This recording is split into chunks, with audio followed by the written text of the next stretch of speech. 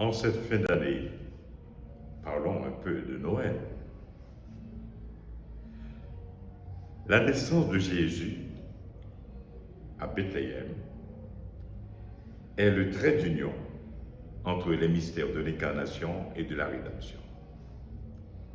Le sang versé par Marie durant son accouchement et sa délivrance est le même sang qui a été versé sur la croix durant sa passion par son Fils Jésus.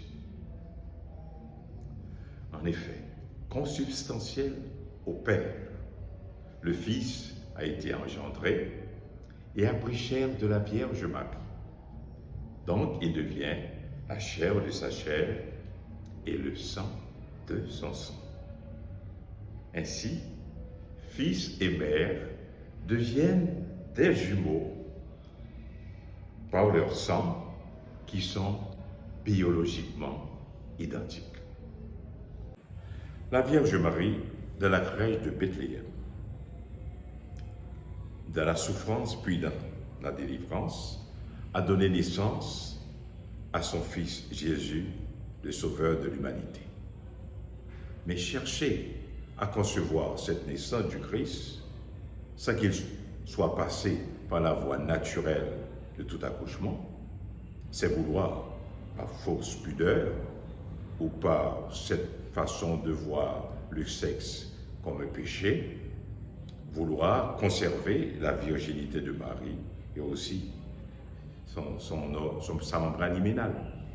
Mais hélas, cette membrane hyménale n'est pas le signe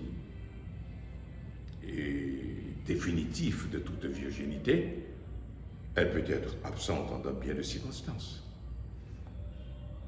Et cet accouchement physiologique du Fils de Dieu qui s'est fait homme confirme Marie dans sa pureté et dans sa propre conception immaculée et son rôle humain intégral de co-rédemptrice qui s'échelonne de l'incarnation à la rédemption avec pour trait d'union son accouchement.